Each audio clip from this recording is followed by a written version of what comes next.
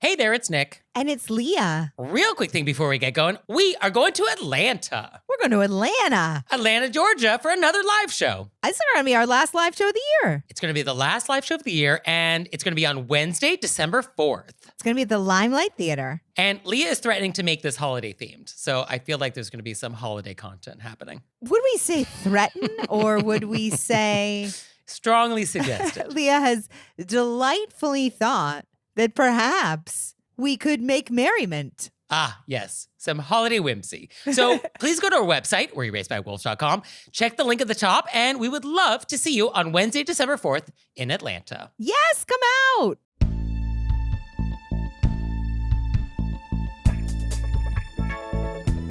Do you run out of the house in a hurry? Do you complain about free meals? Do you block conveyor belts at airports? Were you raised by wolves? Let's find out. Here are things that can make it better when we have to live together. We can all use a little help. Some people don't ask themselves, were you raised by wolves? Hey everybody, it's Nick Layton. And it's Leah Bonema. And let's just get right down to it with our AMUSE-BOUCHE. Ooh, let's get in there. So for today's AMUSE-BOUCHE, I want to talk about sitting on suitcases. Oh, okay. Do you have any idea what I'm talking about? Sitting on suitcases? Sitting on suitcases. Yes, I've seen people sit on their suitcase. Okay. So this is something I do, and I don't know when I started doing it. And I don't think anybody else in my family does it. And I don't know where I picked it up. I think I might have picked it up in Bulgaria. I was in Bulgaria one year, and fun fact, I spent Thanksgiving one year at the McDonald's in Sofia. And I got to say, Thanksgiving dinner with a Big Mac in Sofia with a friend was like the best Thanksgiving. That's a real sidebar. But That's I lovely. think that trip is where this came from. And what this is a very ancient custom from Russia. And what it is that before you go on a long trip, you are supposed to sit down quietly, and then you can leave. That's what this is. Oh, I thought people just needed a place to sit. I didn't know this was a custom that we were preparing for a good trip. Yeah, this is a very old custom. And so before I ever go on a long trip, and this is like a trip. This is not just like, oh, I'm going to work for the day. This is like, oh, I'm packed my bags. We are going on a voyage. I always have my bags at the front door. I'm dressed. I'm ready to go. Often, like, the lights of the apartment are already off, like keys in the hand, and I'm ready to leave. But I sit down on the couch, and I just give it a beat. You know, maybe it's 15 seconds, maybe 30 seconds, but you just sort of like sit quietly, gather your thoughts, and then you leave the house. And everybody in the house does it, even the people who aren't leaving. Like, we all sit down. And yes, you could actually literally sit on your suitcase. In Russian, like, there's an expression that is exactly that. Or you're just like sitting down in a chair and the bags are like near you. But the idea is that you are literally going from the seated position out the door in one foul swoop. You are then leaving in that moment. We're not doing anything else. And it's a great tradition. I really like it. This is so interesting because I thought you were asking me about one thing, but it turns out it's a whole other thing. I mean, welcome to our show. You're welcome to our show. And I really love it. That seems very good for like taking a moment. I'm getting to be here in this moment, and then we're going. And there are a lot of origin stories for this. But the one that I like a lot is that in sort of folklore, Russian folklore, there are spirits. And of course, there are house spirits. And the spirit that lives in your house doesn't like when you leave. Ooh. They really don't like when you leave. And so the idea is if you sit quietly first, you will be tricking them into thinking that you're not really going on a trip. And when you trick them, then they won't meddle with your trip, I guess, or they won't cause you harm, or they won't try to come with you. And so you want to make sure that the house spirit is not angry. And also, if the house spirit is cool, then as you're sitting there, they might whisper in your ear like, oh, did you forget your passport? Do you have everything you need? They might help you out. And so you want to give that house spirit a little opportunity to like do you a solid. Interesting. Oh, there's actually a lot of really interesting things about leaving the house in Russian tradition. Like there's a related tradition, which is if you leave the house but then forget something, like, oh, I forgot my wallet or I forgot my umbrella, and you come back into the house, some people will look in the mirror at themselves first and like give themselves a stare before they leave again as sort of like a reset. Oh, wow. which is kind of interesting. Yeah. Very interesting. Right? And so the idea of sitting down first so you don't forget something is sort of related, which is like, oh, if I don't forget anything, then I won't have to come back and like go through that ritual. So that's very interesting, I think. It is. I mean, I always do like a moment before I leave. I'm not sitting down, but I very much like this whole sitting down as a group. Yeah, I like the sitting down thing. And I do it, and it really does help me start a trip in like the right mindset. And I think you can say a prayer quietly if you want. You can make this your own tradition. The Russian way to do it would just be to sit quietly, maybe sort of gaze down. You could even close your eyes, sort of moment of silence kind of vibes. But you could do it how you want. But I think we should all do this. I love how I thought you were asking me if I've seen people sitting on their suitcases in airports. Yeah, this is not that. It is so much more. So much more. So sitting on suitcases. And last thing, I've actually heard it's a Russian idiom. And so if we have any Russian speakers out there, I'd be curious if this is really true. But the idea of sitting on suitcases is also an idiom that just means like, oh, I was about to leave the house. So you could say in Russian, like, oh, I was sitting on suitcases, but like, oh, then I got the call and I got the news. And what that means is like, oh, I was just about to dash, but like, then the phone rang. And so the idea of like sitting on suitcases is that moment right before you leave the house. And so I love that there's an expression for that. I'm going to throw it out to some of my Russian friends, just real cash. Like, I'm going to try to work it in and then see if that's a thing. Yeah, see if it's a thing. I think it's a thing. I don't think the internet would lie to me. The internet would never lie about anything. But definitely sitting on suitcases and pausing a beat before you go on a journey, that is definitely a thing. And everybody should do it. I love it. I'm in.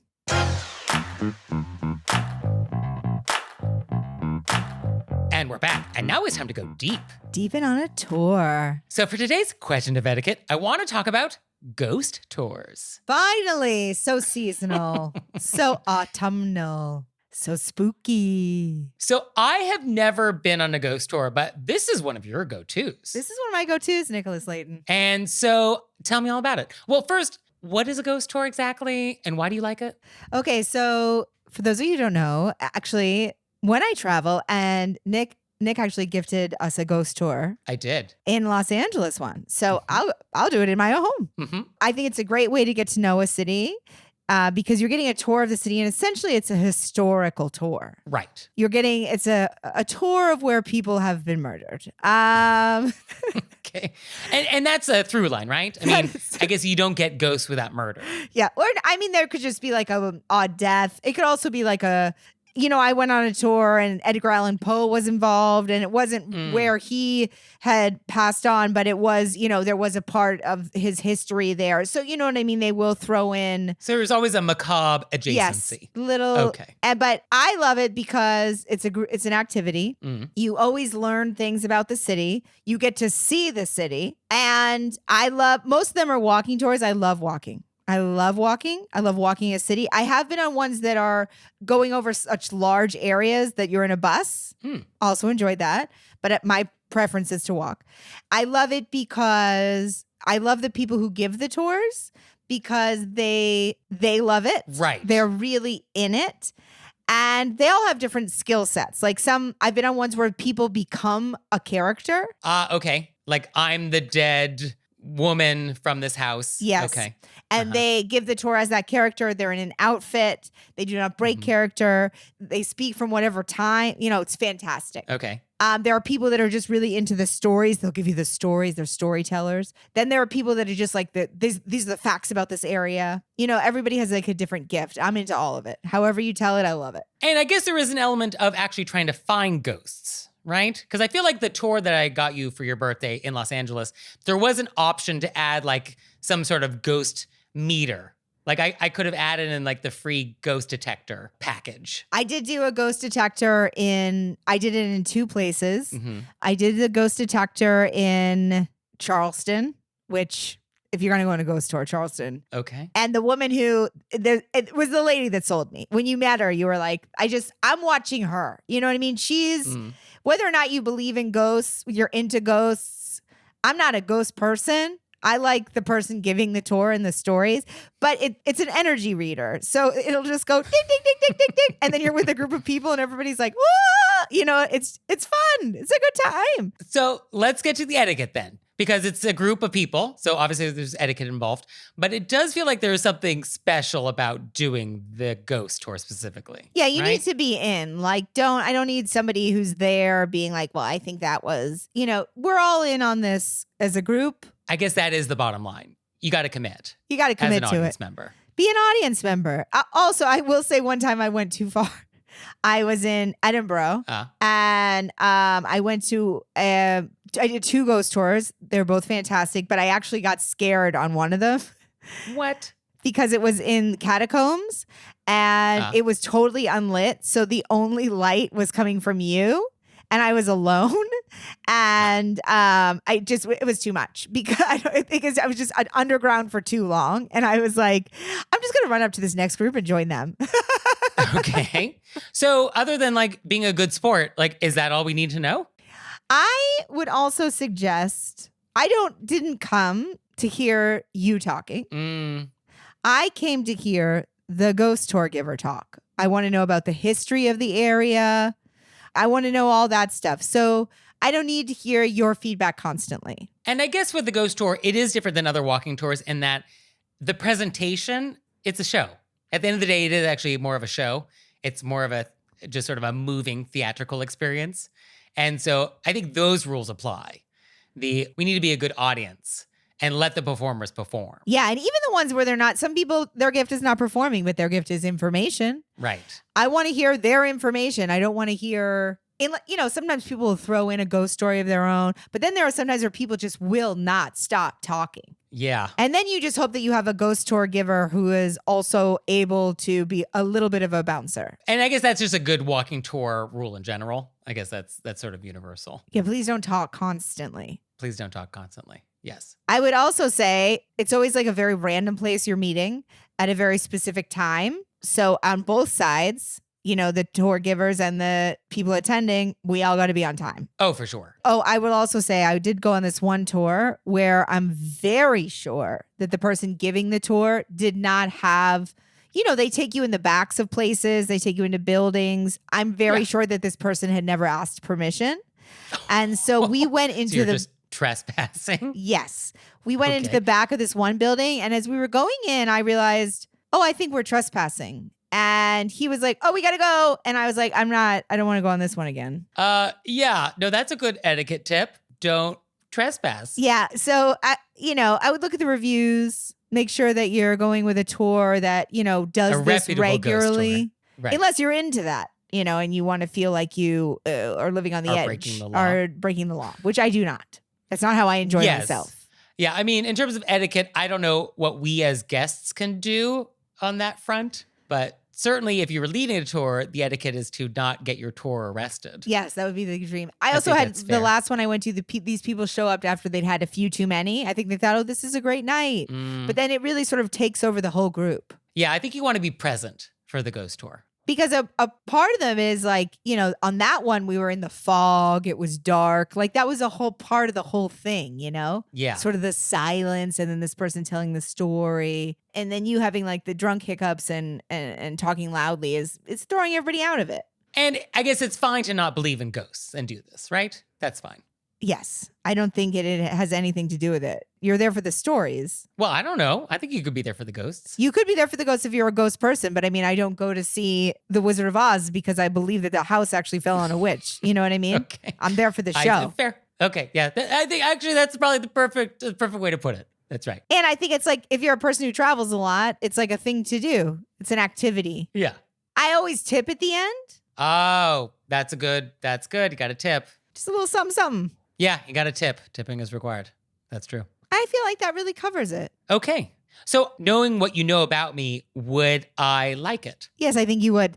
Because especially like an area like a downtown area that has like a cobblestone street, particularly if they're on like a port of some sort, there are just so many good stories. Yeah, a lot of people got thrown into that water. Yeah, and so you walk along the town and it's always at a beautiful time of night, when like the lights are coming. It's just fantastic. That's right. I guess there's not like brunch ghost tours. No, it's an evening thing. Okay, well, I'm gonna try one. Maybe I'll do it in New York. I guess we must have ghost tours here. There are great ones in Washington, D.C. I'm sure there must. I oddly have actually never been to one in New York, but I'm sure there's tons. Oh, okay. Well, next time you're in town, Leah, let's go on a ghost tour. Yes! Let's have a date night. Okay. Let's we're do gonna that. Okay. Let's absolutely do that. Okay. Oh, it's a date. Date. There it is.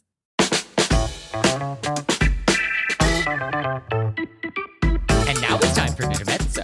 Intermezzo. So we're going to be doing another live show, this time in Atlanta, Georgia. We are so excited. It's our last live show of the year. And it's going to be on Wednesday, December 4th at the Limelight Theater. Come out and join us, please. And Leah is strongly suggesting that it's holiday themed. And if Nick won't give me holiday theme, I'm still going to do a poem. Oh, we're going to do some poetry. Okay. An original Bonema. I will get whimsy in here one way or another, Nick. Whether you like it or not, there's going to be whimsy. So please join us on Wednesday, December 4th in Atlanta, Georgia. We'd love to see you. Go to our website, wereraisedbywolves.com, for all the details and tickets. See you there. Interrompemos esse podcast para perguntar: quem você quer ser? Designer, engenheira, pedagoga, administrador. Quer saber? O Senac EAD é nota máxima no MEC. Tem cursos de diversas áreas, com conteúdo elaborado por especialistas do mercado e professores mestres e doutores. Ainda tem o Senac Carreiras, conectando estudantes a vagas de emprego em todo o país. Saiba mais em ead.senac.br/graduação.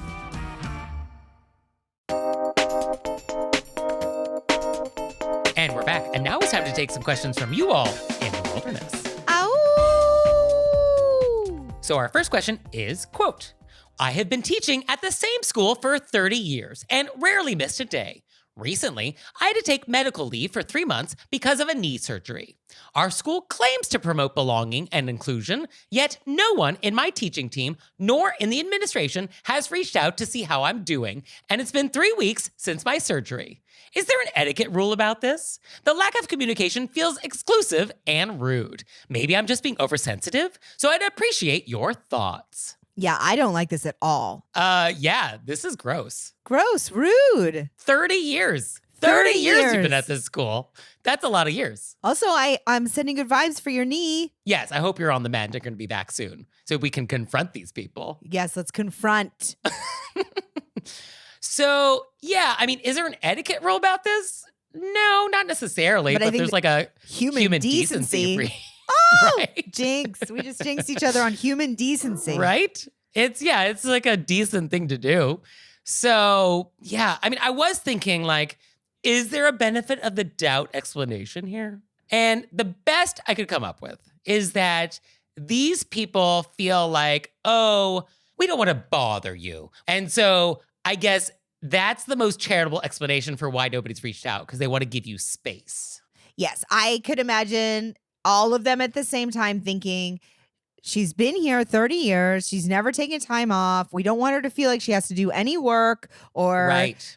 So let's all give her space. Yes, let's not remind her of work. Right. So that is the charitable read. I don't love this. I do not love it.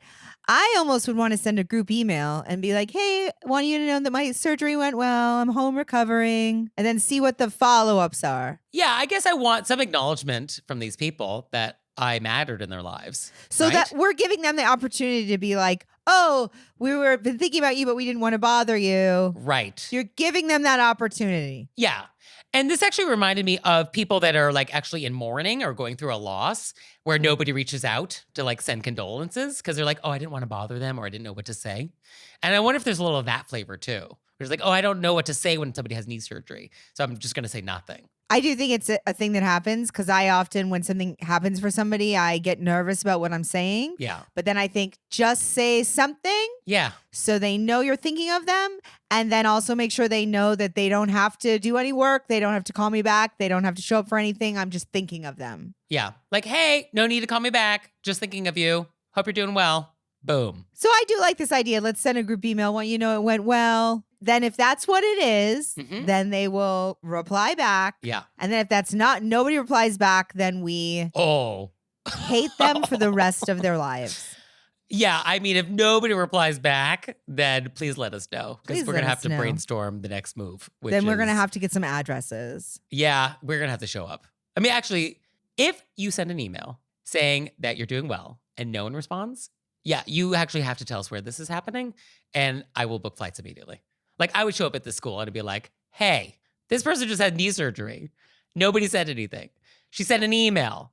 Nobody said anything. What is wrong with you? They've been there 30 years. I would call an assembly. I would go to Nick's assembly. Yeah. We're going to have a very special assembly. Take everybody in the middle of the day. Everybody to the gym. Let's go. Nick's here. Nick's here, and we are thinking of you and your knee. And I hope you're getting to watch some really trashy TV and having fun snacks. Yes, and if you need any ideas for trashy TV to watch, Lee and I are experts. So we have ideas for you. We are actually, unfortunately, very truly experts on trash television. Yeah, that's not a joke. Yeah. So if you want to know which season of Love Island Australia to start with, we can give you a definitive answer. So our next question is, quote, what do you say when you treat someone to a meal and then after they eat, they complain about the food? Recently, I took my mom to a 4-star restaurant. The waitstaff checked in and she said everything was fine. But after the meal, she told me her meal was, quote, too salty, quote, too tough, and, quote, bad for my blood pressure. Another time, my spouse and I treated a married couple, the wife's sister, and their son to a dinner out. Our wait person checked in and no one complained. But after the meal was finished and paid for, the wife's sister and I used the restroom where she shared with me that she was, quote, very disappointed in the Mahi-Mahi. And then my spouse and I took both sets of parents out to an excellent restaurant. My father-in-law told everyone after the meal that his Brussels sprouts were, quote, burnt to ashes. But he ate them. Again, the waitstaff checked in, but no issue was raised. Each time I said, I wish you said something sooner. We could have sent it back. I would never complain about a gift, whether it be an item or a meal, so I'm unsure what to make of this. Is there anything I can do to prevent this from happening again? I want to say up top, people just love to complain. It's like a part of the thing is they want to, like they wouldn't have been taken out to dinner if they couldn't complain about it. Yeah, that's the first thing I wrote down, which is, it sounds like these are people who just like to complain. Yeah, I mean, some people can't be pleased. Also, complaining is a sport for some people. It is a sport. So, like, that's also just kind of what it is. I almost feel like you could say, hey, we wanted to take you out to dinner, but I feel like every time we take you out, you don't enjoy it. So what would you like to do? Oh. And they say, no, I love it. And then you say, oh, but you always complain. I love that approach. Can you imagine? Can you imagine saying that? Yes, I can. I can absolutely imagine, because the idea that you're constantly taking people out to dinner and they're constantly complaining about it would grate on my nerves. Yeah, I don't like that these are gifts and you've treated me and I'm basically saying I didn't like your gift. I mean, that's what we're saying here. It's rude. It is rude. Now, I will say, complaining to the waiter, like unless it's totally not what I ordered or there's like a safety issue, I'm not going to send something back. I don't think I've ever sent something back that was not what I ordered. Like if I ordered the burger and you brought me the fish, then obviously I'm going to say something. But if it isn't that, I would never complain to a waiter. Like I just won't go back. I mean, you know I'm not complaining to waiters. Well, I didn't even bother asking you. So I think the idea of like, oh, the waiter checked in and you said it was fine. I get why we wouldn't say something to the waiter. Like I get why we would. Yeah, but also their food was absolutely fine. It was fine. That's why they ate it all. They just want to have something to complain about. Yeah. Now, I will say, I've been to plenty of restaurants where, yeah, something wasn't to my liking or wasn't optimal. And I might have said something to the people I was dining with, like, oh, this is not quite, or like, oh, here's my thoughts on this. But we're all paying our own way. Nobody bought me that meal. So I think there is a difference. Yeah, if somebody buys me a meal, I'm a zip in my lips. This was great. Thank you so much. What a treat. What a lovely evening. Thank you so much. Yeah. So yeah, this is rude. So your suggestion is don't basically dine with them again. No, you give them the option. I would love to take you out to dinner. Seems like you don't enjoy it. Is there something you would prefer to do? And then they'll go, what? Okay. And then you go, oh, you never liked the food. Okay, let's put that on the whiteboard. Another option would be, I would love to take you out for dinner. Why don't you pick? Because I don't seem to be doing a great job with that. Or some better way to say It's that. literally the same thing I said, just with different words. But the different words matter. somehow my thing was better. I don't know. Okay. So, all right. So those are both 1A and 1B. Those are very related. Okay. What about asking them during the meal? So not letting the waiter ask, but like, oh, we're enjoying our meal. I'm like, oh, Leah, how are your Brussels sprouts? And giving you the opportunity to weigh in the moment. Yeah, but then if they complain then, is it any better than if they complain later? Well, but then could I be like, oh, should we say something to the waiter? Oh, yeah, no, I guess then you are still just complaining. Yeah, okay, that's not good. I mean, I like the idea of asking you during the meal so that at least you're on record of having complained during the meal rather than after the fact. Because after the fact, we can't do anything about it. Although none of these complaints are like really legitimate. No, they're just, it's like a gut reaction. People will be like, you know what, I didn't, you know what I mean? They just gotta complain. Yeah. Yeah, I mean, being disappointed in Mahi-Mahi, I don't think that's a reason to send Mahi-Mahi back. Very disappointed in the Mahi-Mahi. Very. Yeah, I'm not disappointed. I'm very disappointed. I would have been like, oh, the free Mahi-Mahi? Was it not up to your standards? The free Mahi-Mahi? I just can't. It's too far for me that you're paying for people. You treated a married couple, the wife, sister, and their son. So 4 people you've taken out. The wife, sister. So not even your friend, right? It's your friend's sister. Yeah. And she's going to come to the bathroom with you and complain about the fish? No. Also, I wonder how that even came up. You're just like washing your hands and you're like, that Mahi-Mahi. I'm not mad. I'm just disappointed. I would love if you were actually peeing. They went into the next stall. While you peed, they stuck their head under and they go, I'm so disappointed in the Mahi-Mahi.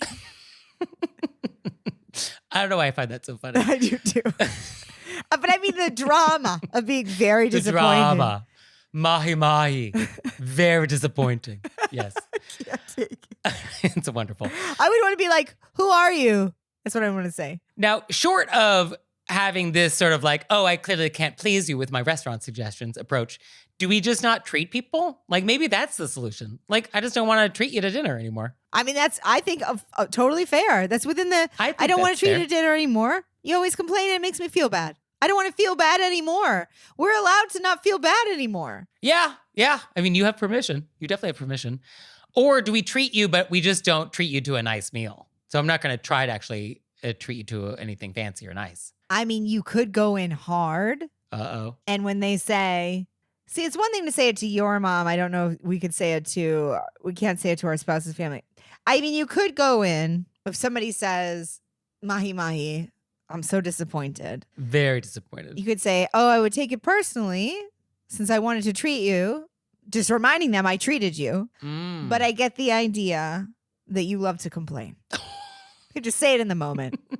Just say it in the moment. You're just being honest. You're letting them know that would hurt my feelings because I treated you. But I feel like you not being happy is what makes you happy. So I'm going to let this go. So then in some way, did I actually make you have a nice evening because you got to do the thing you enjoy doing? Yes. Which is complaining. But I would just mention, I would take this personally because this was a gift to you, but I feel like you need to complain in order to have a nice evening. And I know that it makes you feel better. So in the end, you're just having a nice evening, which is what I wanted. So you're welcome. You are welcome. So Mahi-Mahi is a red herring. I mean, that could work. Or could we play a game and like do a tally and be like, oh, can we get to 10 in this meal? As a way to lighten it. Free dessert for everybody if you complain 10 times in the next hour. Oh, you could have like a little sheet of paper and put a thing on it. And then somebody will go, what are you doing? And you go, oh, I'm taking a tab for every time you complain. Yeah, I think make a game of it. I think if you could have fun with it, that's a great way to approach this. I feel like we've thrown a lot of options out there. Yes. Some of them more edgy than others. But I feel like this is rude and you can act accordingly. But somehow I do want to work the phrase, very disappointed in the Mahi-Mahi into my life. I don't know how yet, but I feel like I got to work that in. That has to be part of. It's got to be somewhere. It's got to be somewhere. If we had titles to our episodes. We do have titles for episodes. No, but I mean like a title that's like a pull quote as opposed to. Sure. Although I feel like the title of this episode, one of the phrases will be being disappointed by Mahi-Mahi. I think we're going to throw that in the title for this wonderful. one. Wonderful. Mm-hmm. Yeah, we can accommodate. So speaking of rude things said to your face, saidtomyface.com. It's one of our new features. Leah, we're expecting. I'm going to go even harder on the way I was doing it. No, you didn't. Oh, I like that variation.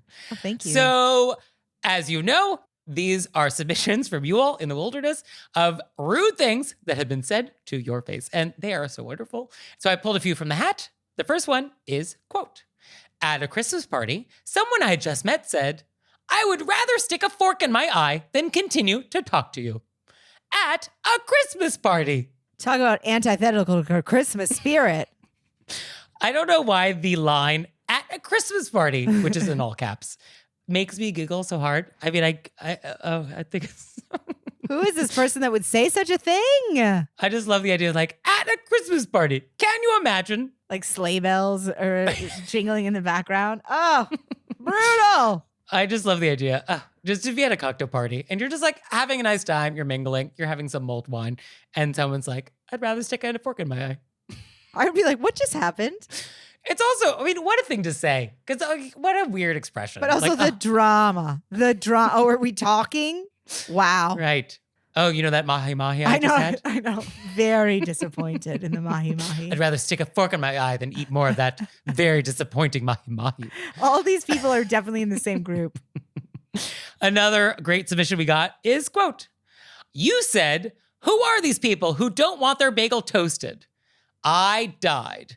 Don't judge me on my untoasted bagel until you've had the plain Montreal bagel fresh out of the oven. Toasting is for bagels that have cooled down, and New York bagels, and airport bagels.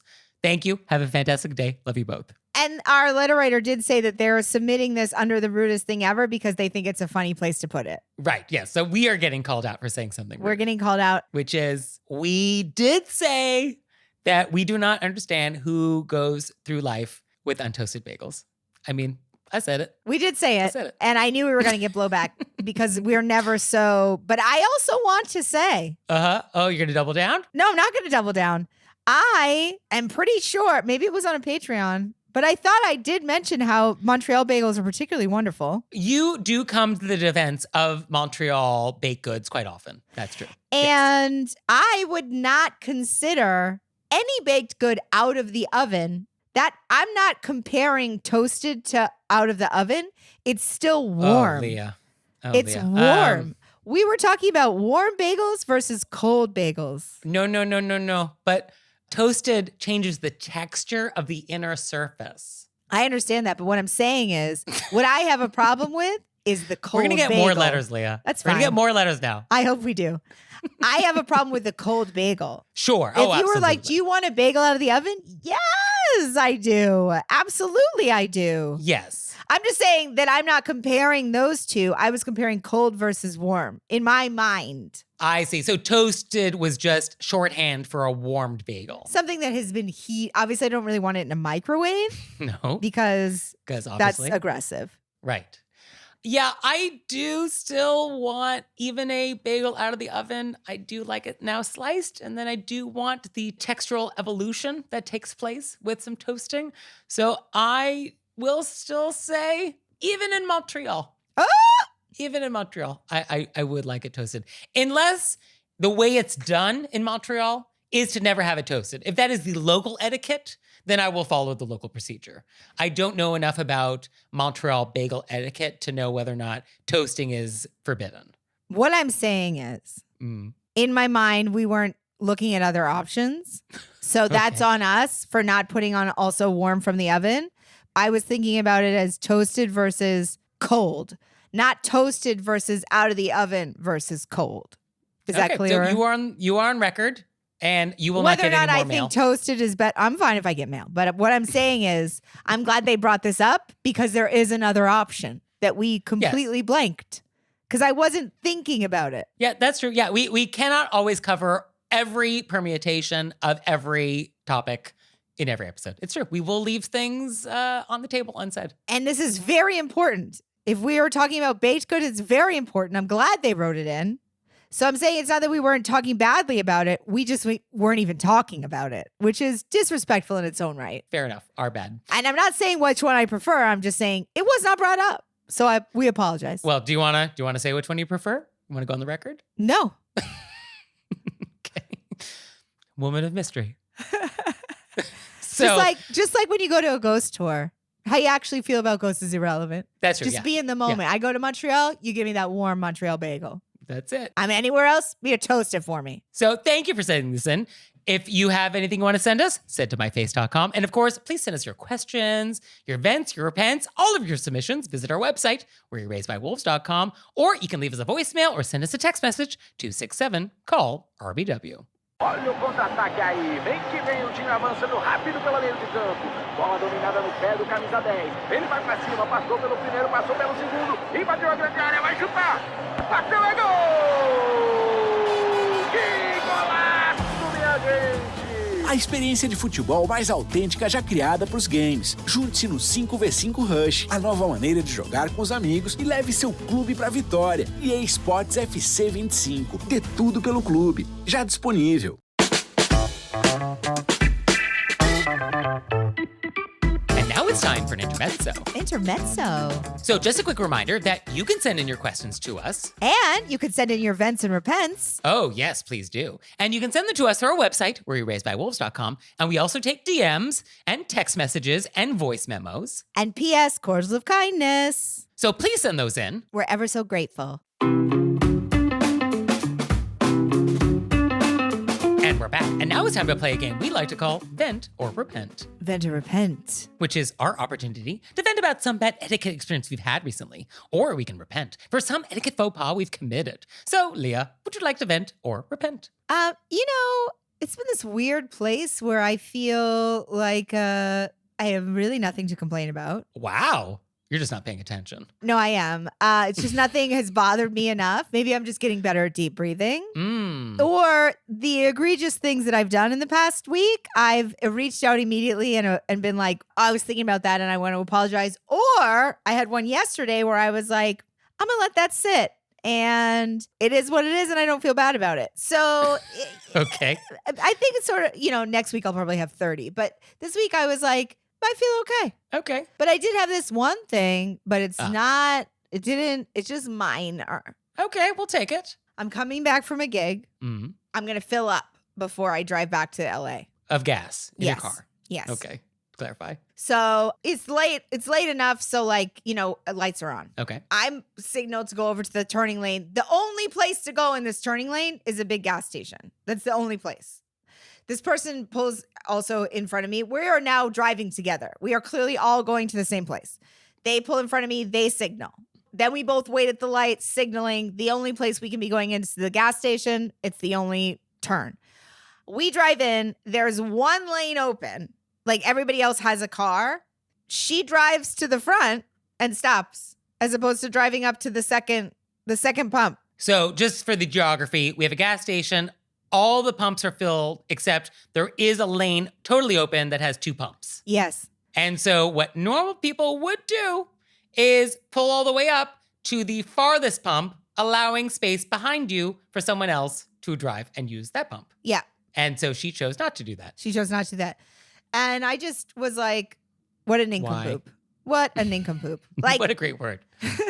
that's all I could. I wasn't that but I was just like, we're all going this way. There's no other way to go. And Yeah, even she if I knew- wasn't directly behind you, you should pull up. Yeah, it doesn't matter. Right. You should always just pull up. Right. Just what are you pull doing? up. So you had to drive around and then back into the spot? No, there was one far down that I could but I had to drive all the way around. Okay. And then I got out of the car and I was like, I just want to go look at this person. Oh, okay. Always a good idea. I just want to go see. And did that person look like you thought they would look like? Yes, they did. I got there. Okay. It was like a girl, and she gets out of the car and then stands by the gas, but then gets on her phone. Oh, aren't you not supposed to do that? Or is that like an old wives' tale? What do you mean? What's the old wives' tale? There's a thing where you're not supposed to be on your cell phone while you're pumping gas. Because somehow if you get a call coming in, No, it could that is spark not the real. vapors. I mean, Is someone's that going to not a thing? write us in and say that's real, but Okay. if that's real at this point. But she's just standing there on her phone, out. I was like, Of course. I mean, you know what I mean? course. But just so oblivious to anybody around her. I mean, I guess I appreciate that it wasn't personal. It That wasn't this personal is just at how all. she lives her life. Just And pull you're like, yep, up. Why are you not that's a pulling up to nincompoop. the first? That is a nincompoop. Just pull up to the thing. Yeah. I mean, how hard is that? How Okay. hard is that? It's literally the easiest thing. So for me, I would also like to vent. And so I was traveling recently, and we talk a lot about TSA security and like getting ready for security and like getting your belt off and all that. So we've really covered the before you go through the metal detector part. But there's you've gone through the metal detector and you're about to pick up your bags on the other side. Yes. I feel like we do not discuss this enough. No, I think we you're do not right. discuss that part, and no, we need to. And so it's always maddening. It's always maddening. You know, people just don't know how to get recombobulated. Like they just don't know. But I am waiting for my bag to come out of the machine. And there is a woman standing right at the spout, right at the place where bags come out. And she had come through the metal detector after me, which means her bags are behind mine on the belt. And I, like a good citizen, give a nice buffer away from that conveyor belt in case anybody else needs to get in there, because I'm not going to crowd it. So there was obviously a space for someone else to actually get in there right up at the belt, which she decided to do. And so now she's standing right at the spout. And as you know, as bags are coming out, and if they're in those plastic bins, sometimes those plastic bins sort of back up. Yeah. And so bags don't necessarily move freely until people actually get their bags. And so my bag is coming, and she's standing there. And so I say to her in a very nice way, "Oh, I'm so sorry. Let me get that out of your way." Oh, so nice. And that was my way of basically saying, like, you are in the way here and you need to move because you're blocking everybody. Like, that was the subtext. But what I said was like, "Oh, let me get that out of your way. Let me do something for your convenience." And she says in a tone which is like, I don't get it at all, "Oh, no problem." And it's sort of like, no, that's not. You're like, I didn't That's mean not what it. this is. No. It is no problem for me because I'm not the problem here. You're the problem. And so I get my bag, and then she crowds the belt again, and my second bag is coming down, and I'm like, "Oh, so sorry. Let me get that one too." And she's like, "Oh no, it's fine." And it's like, no, you still don't get it. Ugh. You are blocking everybody. What is wrong with you? And so it just feels like maybe I'm being too subtle. Yeah, it almost feels like you should be like, "No, I actually meant you're in the way, and I'm trying to be polite, but you're not getting it." I mean, so often when I'm actually trying to get by somebody who's blocking me, I'll be like, "Oh, sorry, let me sneak by." Like I definitely have very meek phrasing that I use. And maybe this is not a good thing, but I definitely was like, "Oh, let me get that out of your way. Let me sneak by." I have these phrases. And I guess, yeah, these are too subtle for some people. Because she was just like, "Oh, no, it's fine. I can deal with it." She's You're totally not the in my way. person who drove up to the front and didn't pull all the way through. Yeah, I know. And it's just Oh, no maddening. worries. You can drive around. But definitely the post-security baggage pickup area, I think this is also fraught. Oh, it's very This is a fraught. fraught place. Yeah. Don't be leaving your bins so it backs up. Yeah, I don't know what's happening. Grab and move. Grab and move. Oh, and as long as we're on the subject, let me do a little also minor vent that also happened at the same airport. There is a trend where people take photos of their TSA bins. Are you familiar with this? Have you seen this No. on the social media? Yeah, it would be like an overhead shot of a bin, and like all of your objects are sort of like nicely laid out, like your shoes and like your fancy passport wallet and like your bag and like your toiletry bag. Like there is a trend of people taking social media photos of their items as they go into a TSA bin. This is a thing that's happening in the world, and of course it is. Like, how has it not been a thing already? And so this is a thing that's happening, and if you want to do that, that's fine. Live your truth. But do not do it and hold everybody up. And that was also happening on the other side of this X-ray No. machine, where somebody was like trying to artfully arrange their things and then take the photo and get the right photo, because for social media, you never get it on the first photo. And it was sort of like, I actually took my bin and I went like around them and was like, "Oh, you're clearly not ready. That's fine. I will go ahead." But it's sort of like, what are we doing? What are we doing? Well, it's too bad the next social media trend can't be us taking pictures of people who are taking pictures that take up everybody else's time. Etiquette inception. It really all boils down to every single time not thinking about other people. Yeah, other people exist. How novel. Hello.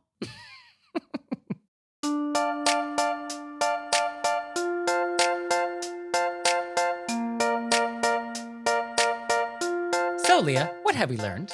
Oh, sitting on suitcases is going to be my new favorite tradition. Yeah, everybody should do it.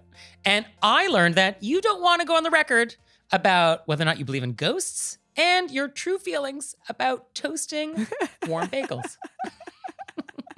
You want to be a little mysterious on that. Some things are private. Fair enough. Well, thank you, Leah. Thank you, Nick. And thanks to you out there for listening. I'd send a handwritten note on my custom stationery if I could. He would. So for your homework this week, we need your etiquette crime reports. Remember those? So you're in line somewhere, you're on an airplane, you're at the office, you're at a wedding. Etiquette crimes are happening all around you, and we want to hear about it. So file your reports at etiquettecrime.com, and we will share them with everybody. Oh, I got to work on my siren again. I got to work on my siren sound. Yeah, you're getting a little rusty. So send those to us, and we'll see you next time. Bye. Bye.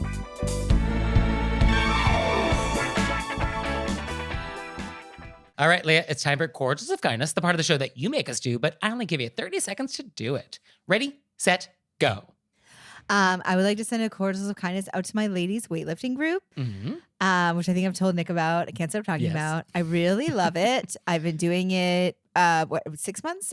I don't know. Yeah. And it's just, I love it. And I love the support. And it's really meant a lot to me. And I super appreciate it. All right, I'm going to get you a weight belt for Christmas. And for me, we got a lovely letter, and it's quote, I have just returned from a professional lunch and award ceremony event at my city's fanciest hotel, and I had to write you a thank you note as soon as I got back. When I tell you there were so many utensils and plates on this table, I mean there was hardly room for them. I took a deep breath and told myself to remember my training. I knew how to butter my roll one bite at a time. I knew to work inward with the utensils. I knew over which shoulder to expect a plate to be cleared. Even the quirky things I've never seen before, like the desserts already nestled near the centerpiece of our table and waiting for us from the moment we sat down. I was able to navigate seamlessly.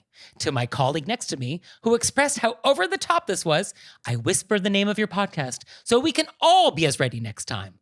So thanks for all you do and for making learning about etiquette so fun.